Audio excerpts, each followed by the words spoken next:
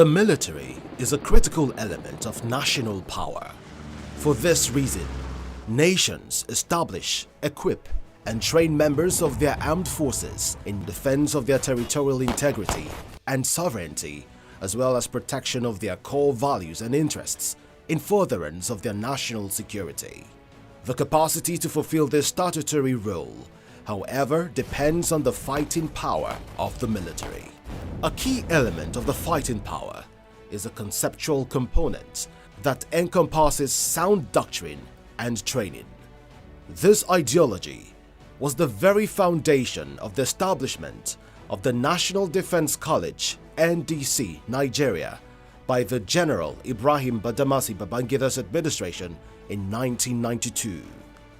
The NDC, at inception, was conceived as a war college with the mandate to train senior middle cadre officers of the Nigerian Armed Forces in operational planning and execution, as well as to inculcate in them the knowledge of policy formulation and implementation. It was a continuation of a program which was designed to train middle-level manpower officers in the armed forces and the civilian. It requires getting to understand how these civilians operate, how the military operates, so that you get better value for the country. Being the apex military training institution, the college, in line with global practice, was located in Lagos, which then was the seat of power as the capital of Nigeria. The college was accommodated within the Federal Ministry of Foreign Affairs building at Marina, Lagos. It was at this time headed by Lieutenant General Jeremiah Hussaini, who as the pioneer commandant was saddled with the administration and academic responsibility of laying a solid foundation for the college. Two committees set up before me. I'm going to not accept any of the recommendation. I'm the third committee. They accepted my recommendation and also made me commandant of the war college. The idea was the Army College. We brought in some bishops. When I was there, I met with the defense there and other people, and I told them we need some officers to help us establish, which they agree. America too, when I went to America, I spent 2 weeks going around. America agreed also. 70% of the all our courses pure military. Air, war, land, sea, anywhere. So I have to get transport for those people coming from overseas, to get them accommodation. And accommodation, they were not easily available at that time. The Lagos is not as developed as it is now. I mean, at that time, from what we are enjoying now, that almost every street, every corner in Lagos is a hotel. Apart from all staff college, I mean the staff appointment like director of operations, I give it to the mark. Say, work under me as my direction staff. In charge of operations. Since I'm more familiar with military training, there's another chap, he was the next senior officer to me from UK. So he was direction staff and also head of the foreigners there. That time there was no specific information, but what we do is we get a hotel and we say we need so much rooms and for so much period. For example, the participants had to stay in Victoria Island, I think, federal government guest house somewhere, where we had our lecture halls and all that in Marina. And you know, the traffic flow in Lagos was such that, you know, to get to work at 7 o'clock in the morning, you are thinking of probably jumping up by 5 a.m. So that you don't come late and all that. And then, of course, the officers, most of the DS and all that, were living all over the place. Now, there were no specified quarters for the DS.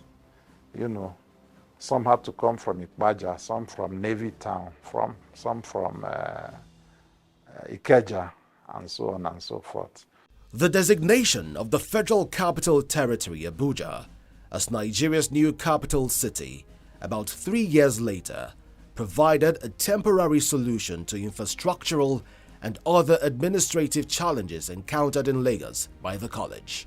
This event, which necessitated the relocation of all federal ministries, departments and agencies of government to Abuja, brought about the movement of the National War College from Lagos to Abuja in August 1995.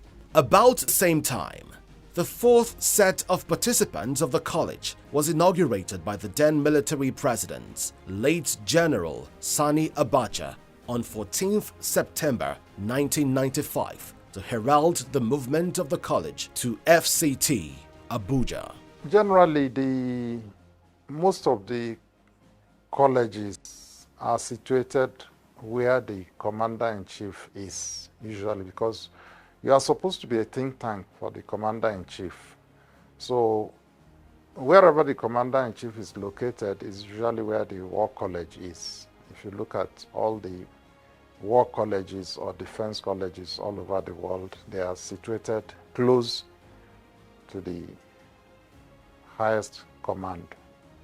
And since the capital was moved from Lagos to Abuja, for me, it was quite convenient because Lagos was very difficult to live in at that time. Traffic, even accommodation. We were accommodated temporarily in one of the ministries. I think it was Foreign Ministry and all that. Getting to the college and all that was quite tedious. So moving to Abuja was quite convenient for us. Relocating was like every, a small exercise we had to do, and it was like just doing it hands-on. We got some buses, got some trailers to pack everything, and we just got on the road. My car in front, the buses following, the trailers following. We left Lagos on Friday, got here on Saturday, and on Monday we had lectures. When you have less resources, then you're able to think better, Our resources were limited, so it wasn't a question of, spending so much. The political party secretariats, national secretariats were available.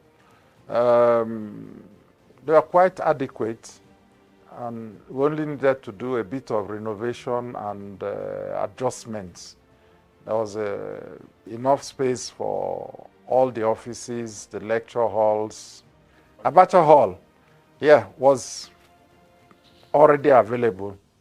And it was easy for us to just adjust and use that space. And for accommodation, we had the legislative quarters, because there were no legislators at that time. So the quarters were available. They were all fully built already. So all the DS and the participants stayed close to each other. By 2006, the need for the National War College to transform to a defense college became imperative. The objective was to enhance the professional knowledge and competences of senior officers of the Armed Forces of Nigeria through provision of strategic-level military education and training in line with global best practices. This will enable them keep pace with the dynamics of national and regional security occasioned by the paradigm shift from the state-centric nation of national security as a protection of the nation's sovereignty and territorial integrity to the current emphasis on human security, which focuses on the social, political, and economic well-being of citizens, access to quality life, and protection of their fundamental human rights. The enrollment of the Higher Defense and Strategic Studies course at the NDC Nigeria was also expanded to accommodate more civilian participants from government ministries, departments and agencies, in addition to senior military officers from friendly sister African countries and across the world. In 2015, the idea of establishing the services war colleges had been mooted by the Nigerian military leadership to equip middle-level commanders with knowledge of operational arts in campaign planning and execution. This led to seeding operational level curriculum to services war colleges. All over the world, war colleges train tactical level officers, middle level officers for tactical responsibilities, up to operational level too. And then you find officers of the rank of lieutenant colonel, wing commander, or commander in the Navy. Now, when you're talking about a defense college, the posture is more strategic. A defense college is supposed to prepare officers to be able to hold responsibilities at strategic level. That means that what you are going to deliver to them will be slightly higher or more strategic in posture than what you deliver to officers attending war colleges. So the National Defense College started up as a national war college, but at a particular time there was need to upgrade to a National Defense College. When you consider the fact that the officers that attend this course are from the armed forces or the rank of colonel or equivalent in the other services, and even some international participants are of the rank of brigadier general.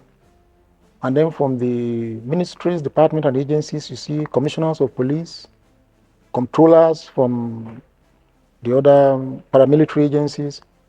And some of these officers, when they graduate, they just shoot high up there. So it was considered expedient to upgrade the college so that the officers can get a strategic content during the course. The transmutation from the war college to the defense college has implications for curriculum. The course content was revised so there will be more strategic input in what is delivered to the participants to prepare them for responsibilities that they are likely to take up on graduation. So less emphasis was placed on tactical level issues. And thank God now we have war colleges for the services. So tactical level issues up to operational level issues will be treated in the war colleges, leaving the defense college to deal majorly with strategic level content. So curriculum was reviewed to reflect the new posture of the college. Also, the organization was slightly tampered in terms of nomenclature. So you have also a stepping up of the caliber of officers that serve in the college, including also civilian input through the Center for Strategic Research and Studies. The center was able to also attract high-level manpower to complement the strategic posture of the college. If you go to some countries like Pakistan, even in the United Kingdom, you find out that a defense college has two arms. There's a Center for Security Studies, and then there's also a center for a war course, the military component. So the two tied together will reflect the defense posture of the college. And I also need to underline something. The defense of a country goes beyond war fighting. So making it a defense college also provided an avenue to embrace all aspects of national power in the defense of a country. So if you just major on war, it looks as if the defense of a country like Nigeria is within the exclusive precinct of war. No, war is just a subset of the defense of a country. Nigeria has a number of other elements, diplomatic, economic, several others, information, including even leadership, those that are tangible and some that are intangible. So a defense posture of the college allows the utilization of all this and the bringing of all these elements to drive home the point that the defense of a country goes beyond war fighting.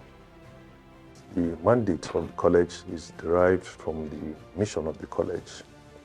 And that mission is to prepare future strategic leaders who are sufficiently equipped with the requisite knowledge and analytical skills to harness all elements of national power in a dynamic security and defense environment.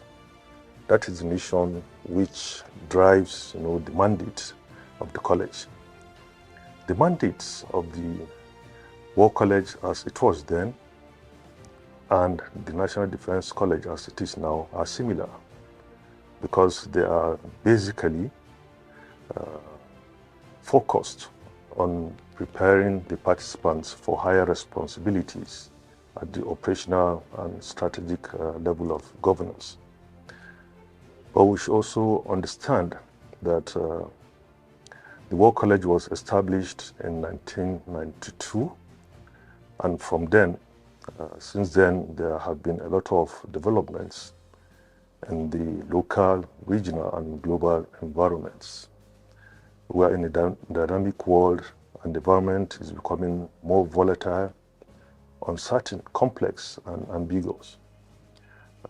Therefore, over time, the course content and curriculum of the college, especially when it changed from the War College to the National Defense College, had to be recalibrated continually to be in line with realities on ground.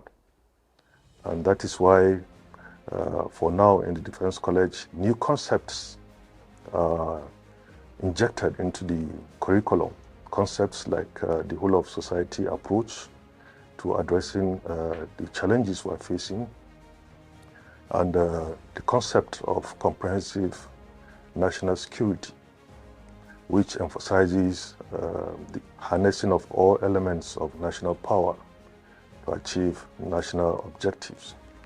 And because of these, the college needed to expand the scope of the curriculum and even the participation of the other security agencies, strategic ministries, departments and agencies, and even international participants. In line with the new focus of training at the NDC, academic curriculum was reviewed and tailored to meet the objectives of the higher defense and strategic studies aimed at aligning with the new global concepts and thinking about national security, the focus of which is the government-led whole of society approach to managing national security challenges. Discussions on the curriculum of the college will naturally start with the mandate of the college. And the mandate is basically to train selected senior military officers and their civilian counterparts from strategic military departments and agencies to be able to operate at the strategic level, both inside and outside the country. In other words, we lay emphasis on the participants being able to understand how to utilize the entire elements of national power to achieve strategic objectives. And we also play emphasis on participants understand the national security decision-making process.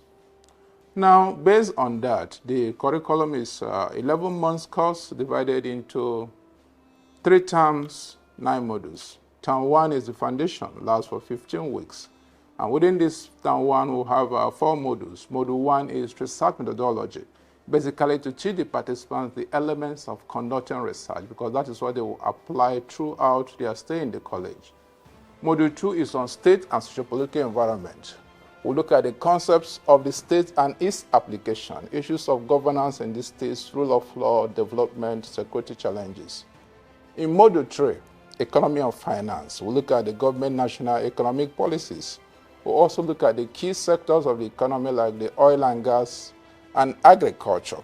Of course, issues of defense, funding, and economics also comes to play within these modules.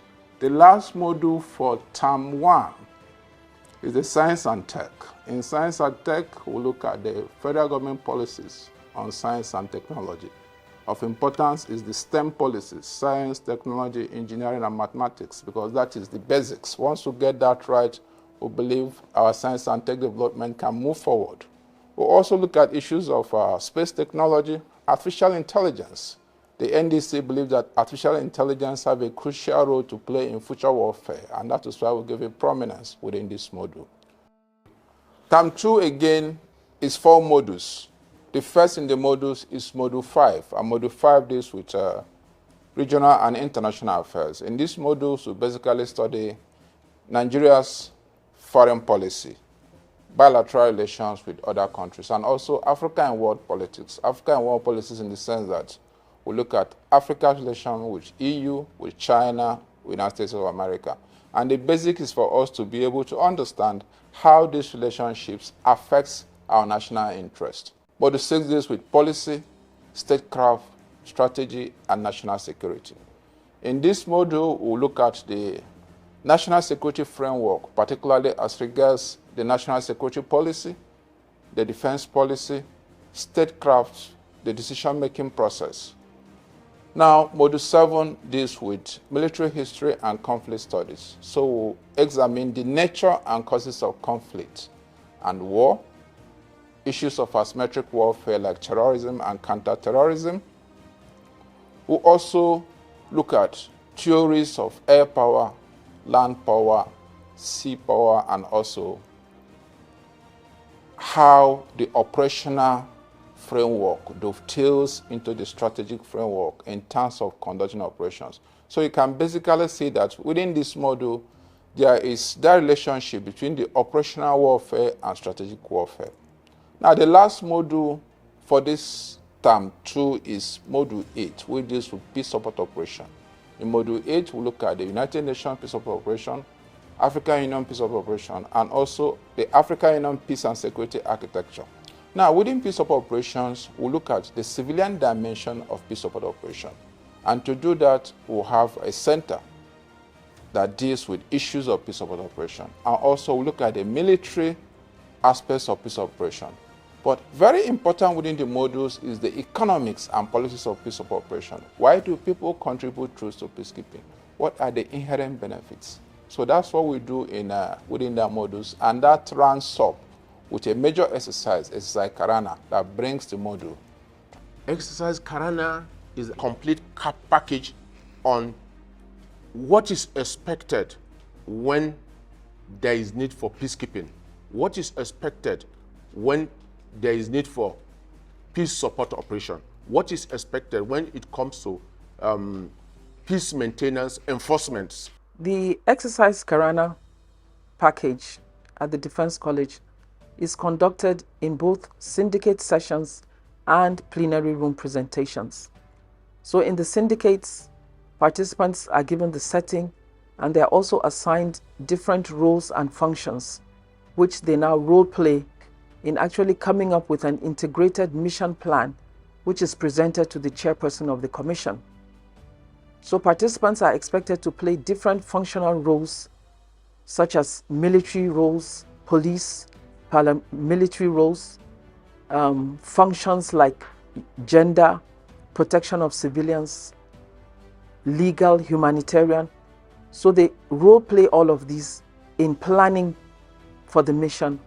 And then in plenary hall presentations, they actually present their integrated plan to the chairperson of the African Union Commission. And in the Defense College, this exercise is also assessed for participants so that they can put in their all, and they make it a realistic plan, which, like I said, is presented to the chairperson of the commission, on the basis of which the chairperson can now give them further directives as to how to deploy the mission. So this is how the exercise is actually conducted in both plenary and syndicate sessions. Now, for the last term, it's 15 weeks, and it deals with a higher management of defense. We'll look at the defense policy, both the crafting and the implementation. We'll look at crisis management. We'll look at civil aid to military authority. And then it ends also with a capstone exercise. Now, based on this curriculum, the methodology of the college factors in syndicate room discussions, tours and visits, presentations, using the best resource persons available. But what is important is that there are no solutions. We don't ascribe to solutions. We rather allow the participants to challenge their intellectual standpoints on existing theories and question their own assumptions so that they can be able to bring out their original trust to address issues of national security. Also implied in the curriculum is exercises. Basically, we'll have 4 to 5 exercises that give participants a hands-on to be able to practice the theoretical teachings as applied to the environmental conditions. So within exercises, we'll have first strategic leadership, which looks at elements of strategic leadership using individuals that accomplish what is best about them, what did they do right, what did they do wrong, so that participants will be able to draw lessons. Next, we'll have exercise STRANET. Exercise STRANET looks at the national security decision-making process. How do government, using the whole of government approach, come to take decisions on issues of national security? What are the procedures in place to do that? And lastly, we'll have exercise Grand National and Reprise. This is accumulation of the entire study of the participants within the entire 1 year, whereby they bring all elements from Module 1 to Module 9 to bear in crafting solutions to issues of national security. The college also places an important emphasis on tours, because tours allow participants to have a hands-on experience and also get to listen to perspectives from other clients, particularly when it comes to regional and world study tours. So our tours start first with strategic installation tours. The essence of the strategic installation tours is to look at key national facilities. How are they operating? Have they been able to address the situation for which they were set up? For instance, installation like Ajokuta Steel Mill, installation in the oil and gas sectors. We get to study this installation and see how best they can be made more operational. We also do state tours. Remember, I told you that term 1, module 2 deals with the state and sociopolitical environment. Now, after the teachings in the syndicates, the participants need to go to the states across the entire geopolitical zone, study the challenges they have and progress they have made in terms of governance. Now, the regional studies tour takes us to countries within the sub-region, and the essence is for us to look at key issues. It could be security related, it could be development oriented, that will feel that the participants can learn from to the benefit of our country. The World Study Tour takes us to the entire globe. The last tour we went to almost 20 countries. A syndicate goes to 2 countries, and they have specific teams. In other words, the teams are country specific.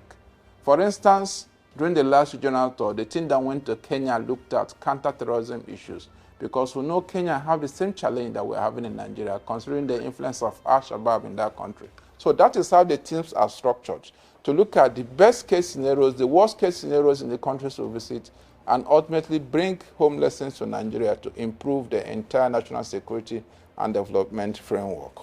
College prides itself by having the best resource persons you can think of in terms of the structure of the course. Now we'll have presidents, former presidents, ministers, service chiefs give lectures here. And I dare say that apart from this college, and maybe 1 or 2, no other institutions in the country is privileged to have that quality of resource persons.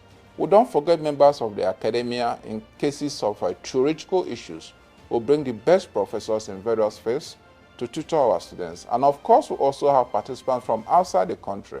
We have partners like the BMAT that helps us to bring experts from wherever they are, which helps to address the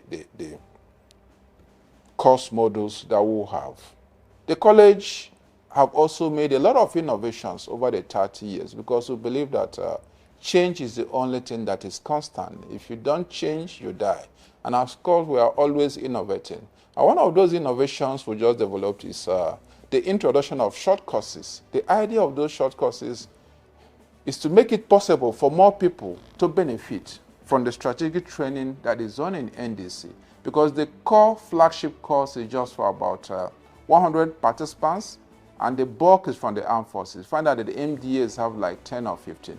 But we believe that the MDAs need to understand the strategic environment better. That is why we have developed these short courses. First is the policy analysis course to teach how do you formulate and implement national policies. The second is a strategic analysis course that looks at the entire strategic framework. How do you apply the frameworks in addressing issues?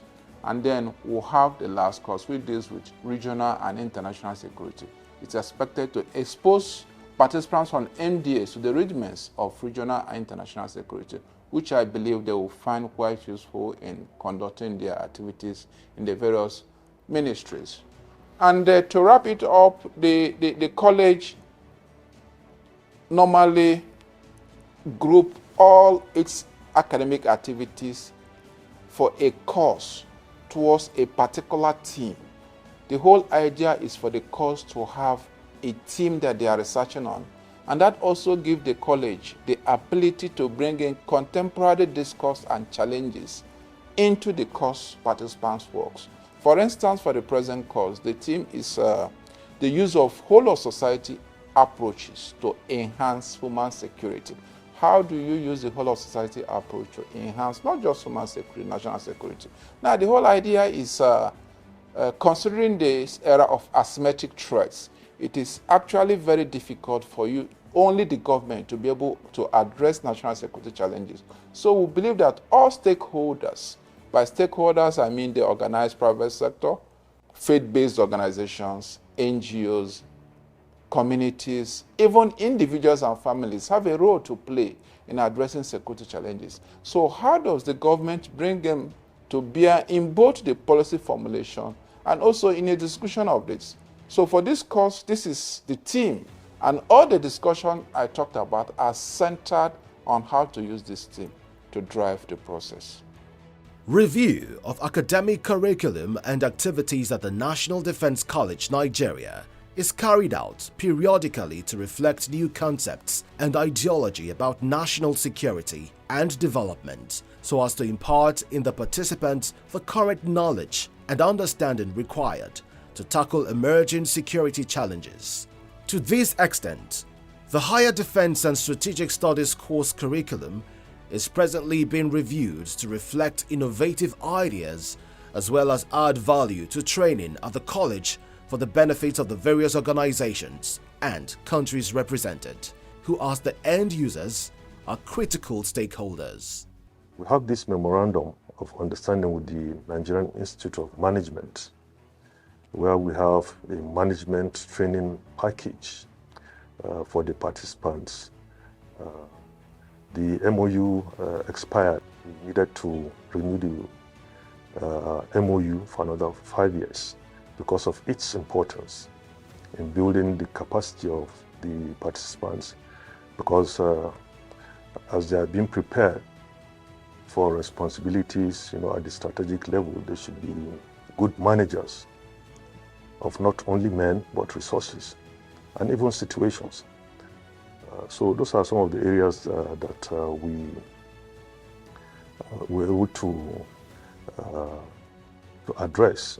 Of recent, we have tried to review our MOU with University of Ibadan and the Nigerian Defense Academy to the extent that our graduates do not need to go to these institutions for additional 6 months after graduation to be able to get their master's degrees. Now, the gain in this is that it addresses the challenges of services headquarters in terms of shortages of manpower, because we realize that the extra 6 months that our graduates stay in the universities keeps them away from their primary responsibility. But with this new program now, participants will need to finish their master's degree program while on the compulsory 12 months flagship course. So the area of going to Ibadan or Kaduna for extra 6 months is out, and that, I believe, will address the challenges of the armed forces in having enough trained senior military officers to man key sensitive appointments in the field.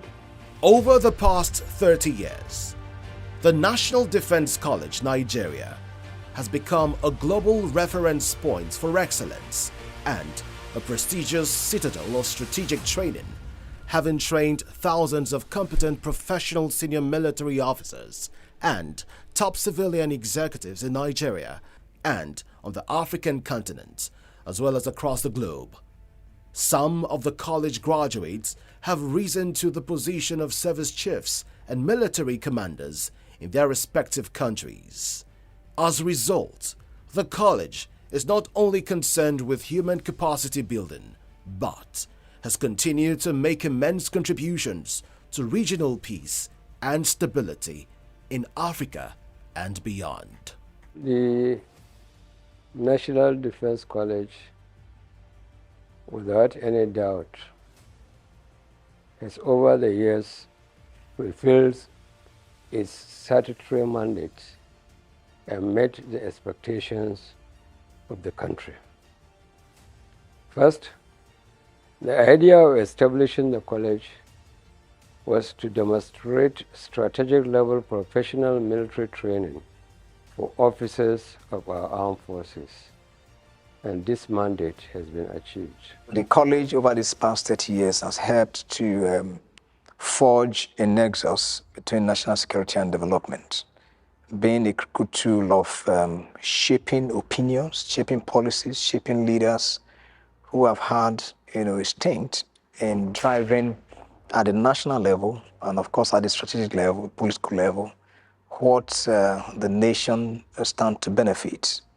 And I believe that the impact of what their policy decisions or policy pronouncements have been is linked to the National Defense College, being that that is where basic rudiments, if you like, the necessary knowledge base that led them to making such interventions at the strategic level, political level, where they got that interaction from. To that extent, I would say that the National Defense College has helped to grow the consciousness of policymakers with respect to the nuances of national security and development, the aggregate of which, of course, coming from what knowledge that they have regarding in the world affairs, regarding,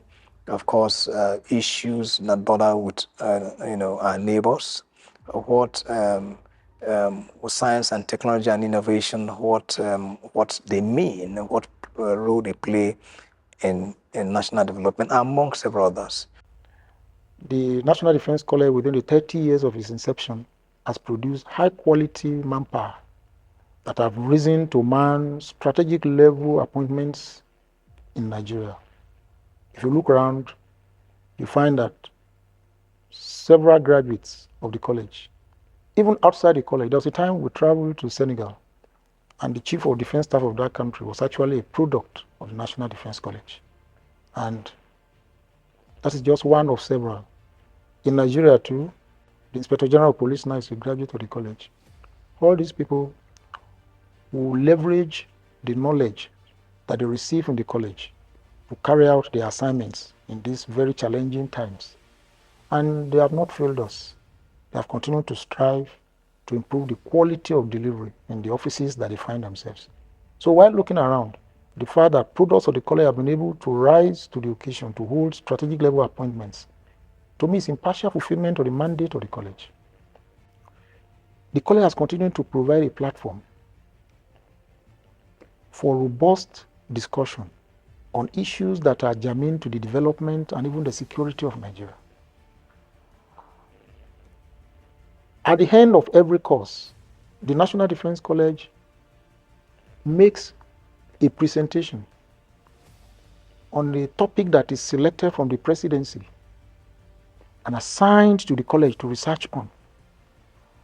There was a time that the college made an input, and from the office of the vice president, that effort was significantly commended, and it brought a new perspective to the issue of the flooding of the Lake Chad.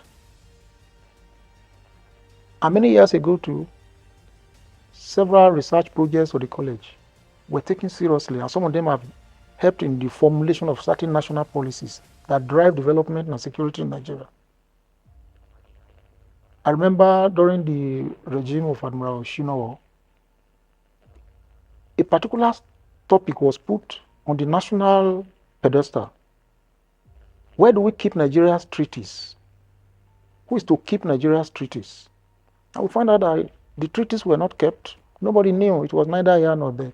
Arising from the round table that the National Defense College orchestrated, it was decided that treaties will now be kept in the office of the Ministry of Justice. That's a strategic input. What have been the achievements of the Defense College in 30 years? We must go back to the beginning, where Nigeria was in 1992. At that time, the armed forces used to get maybe 4 or 5 billets in foreign institutions, and maybe another 2 or 3 or 4 at the National Institute of Policy and Strategic Studies. And the country was expanding, and we have to give credit to our seniors, our old people there, our senior officers then, who foresaw that there would be need for a defense college, and they commenced it at that time. They did. So one of the first achievements was the enlargement of the number of senior officers who could be trained, who could be educated about strategic thinking to be able to occupy strategic leadership positions in the country. The first set was, I think there were just 30 students, and I think the second set 30, and I was in course 3, and we were also 30. But by then, it was already getting clearer that even the 30 would not do. They will need to expand the college intake to cater for many more people. As at that time too, a lot of foreign countries were beginning to ask for billets in the college. Ghana, for instance, Angola, Uganda, they also were already asking the government of Nigeria to give them access to strategic studies in the country. So when you look at the entire African region, as well many small countries that even if they desire to have strategic level colleges, they can't afford it for 2 reasons. They don't have the resources, or 2, even the need is a little bit difficult for them, because how many students would they be able to generate do they need? So it's a big plus for Nigeria that we started Defense College, and we've been able to impact on so many parts of Africa. Keeping the college at the forefront of strategic level education is actually key, because the NDC remains a major global brand when it comes to strategic level education. And the key indices speaks for itself. For instance, we've graduated about 2,549 participants from inception, made up of 1,986 from the Armed Forces of Nigeria, 91 from the Nigerian Police, 218 from ministry, government and agencies, and 254 international participants. This international participants spans almost the entire globe. In West Africa, you have countries like Ghana, Cote d'Ivoire, other places, East Africa, Kenya, Rwanda, Burundi. You go to Asia, you have India, Pakistan, Bangladesh, South America, Brazil, Europe, Germany. So our products are actually all over the world, and that attests to the quality of our course curriculum and also the delivery. These participants or the graduates also play key roles in policy formulation, and I think that's also a major achievement of NDC, both individually and collectively. And the institution itself too provides a lot of expertise in the crafting of national security policies. For instance, NDC have a major footprint in the formulation of the National Defense Policy and the National Security Strategy. These are key national documents where the expertise of the faculty are always required, and the college have always delivered in these areas. I also think that the college is a key arm of our defense diplomacy, defense diplomacy in the sense that when you factor in the number of participants we have from several parts of the world, allows us for that military-to-military engagement, which facilitates defense diplomacy. Also, our regional and war study tours are also tied to it. We get to visit several countries and the armed forces, and then the military relationship between these countries and Nigeria are improved through such visits.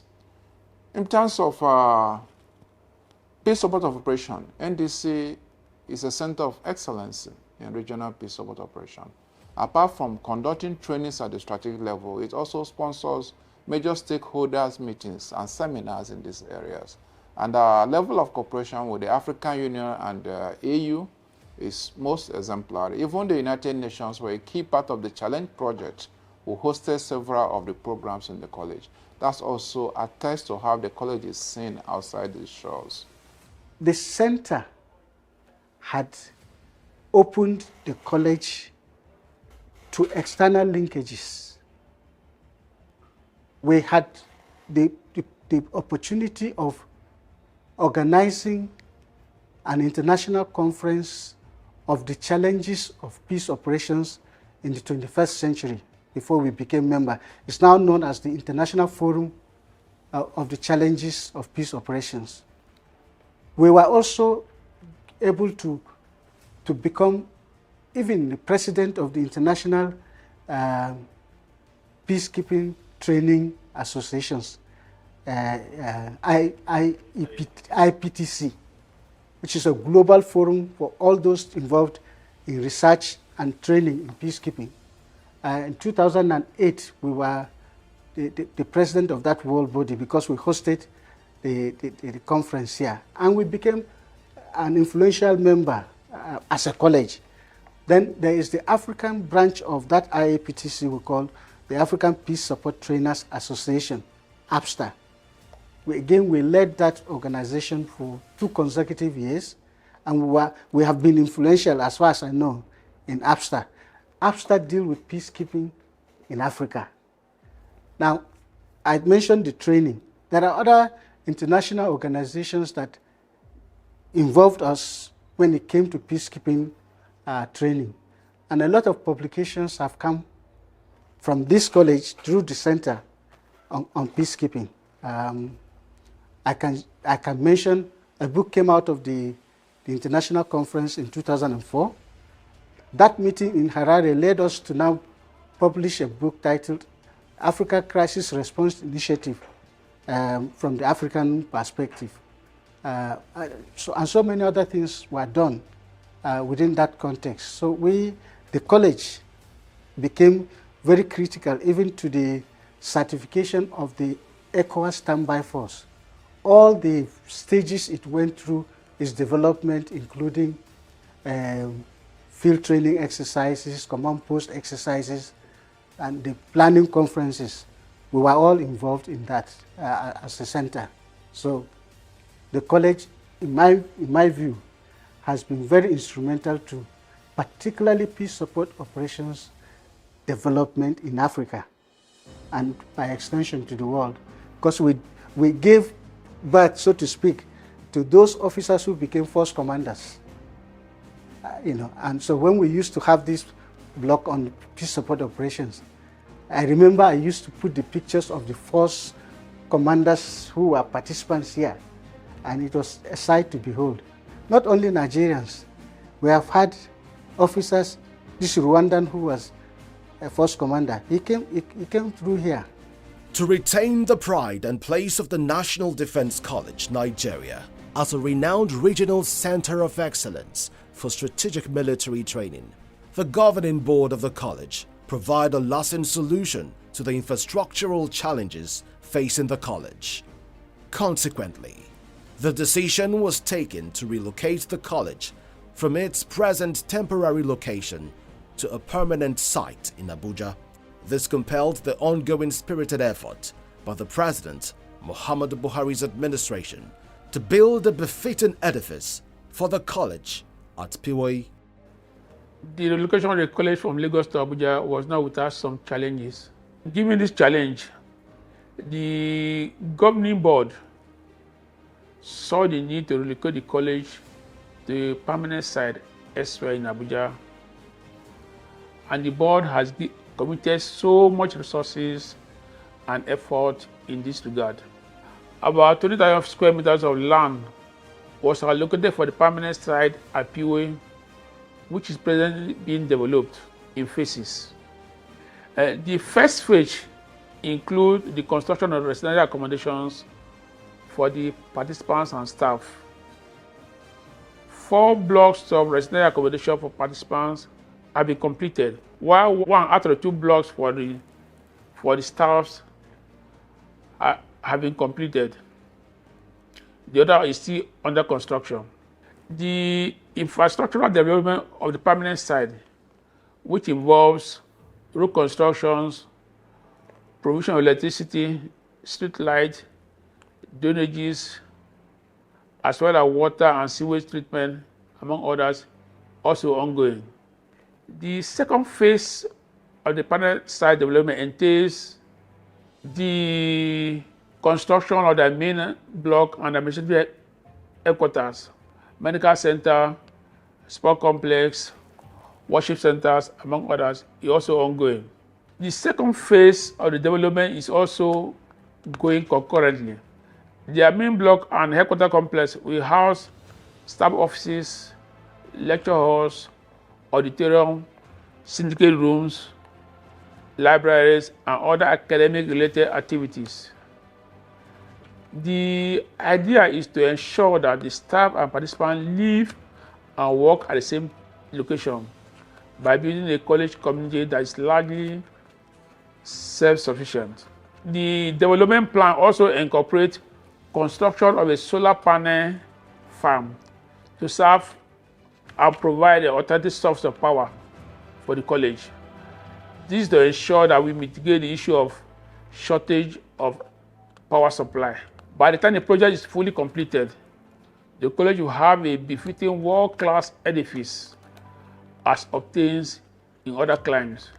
However, given the current budgetary constraint, the college hopes that the federal government will assist the Special Intervention Fund to complete the ongoing construction works so that the college can move to the permanent site in good time.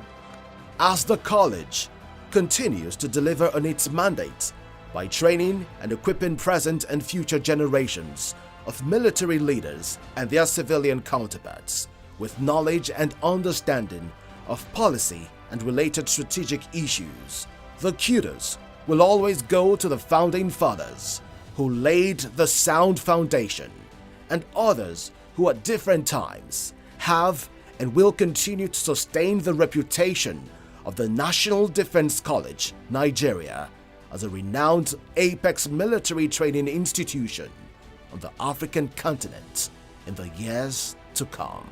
We must give glowing tributes to the founding fathers of the college, right from the president then, President Ibrahim Badamasi Babangida, who conceived the idea of establishing the college in 1992.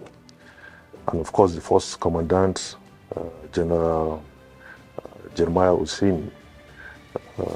I had interaction with him, and he told us how difficult it was, to start, the college in terms of infrastructure, in terms of getting the appropriate manpower, that is the directing staff and the other supporting staff. It was quite challenging for him, but he was able to weather the storm, and he laid a very solid foundation for the college. So I must commend him for that. And the subsequent commandants, have contributed their quota, one way or the other, for us to be where we are today. And some of them are late, some are still alive, and we still meet them once in a while to tap from their experience to interact with them to see how we can further build on their legacies. So they have done so much. And of course, we have to commend the Minister of Defense, the Chief of Defense Staff, and the services, the service chiefs. They have been of tremendous help. They have always been there for us. They have assisted us in so many ways. And of course, the other stakeholders, the paramilitary organizations, that have participants here, they have contributed one way or the other. And even the international participants, because we do confer with their embassies or consulates here to see how we can further improve on the course content and activities of the college. It is our hope that the college will continue to grow, continue to see how we can inject more programs and activities so that we can be at par with other defense colleges in other climes.